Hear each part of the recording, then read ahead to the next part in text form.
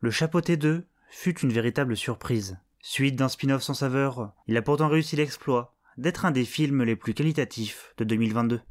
Et cette qualité passe entre autres par ses thèmes abordés. Et tout commence avec cette scène.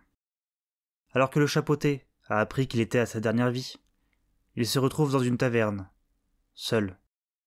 Apparaît alors le loup, oppressant, massif. Un simple chasseur de primes, du moins en apparence.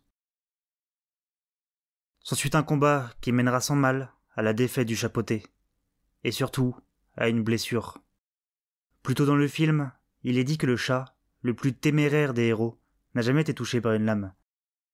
Cette simple goutte de sang coulant sur son visage est donc la première fois que celui-ci est blessé. C'est la première fois qu'il se rend compte de sa propre mortalité. Cette scène est une cassation volontaire de ce que le film introduit. Alors que le héros est présenté comme aimé de tous, il est ici seul.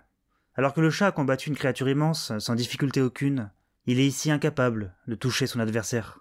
Alors que Poté était présenté comme un héros sans peur, il est maintenant terrifié. Car c'est la première fois que le chat a peur. Peur de la mort.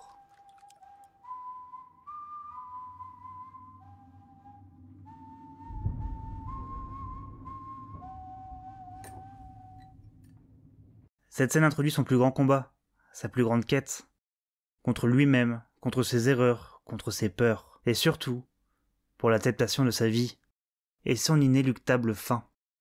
Cette scène, croyez-moi, vous allez vous en souvenir.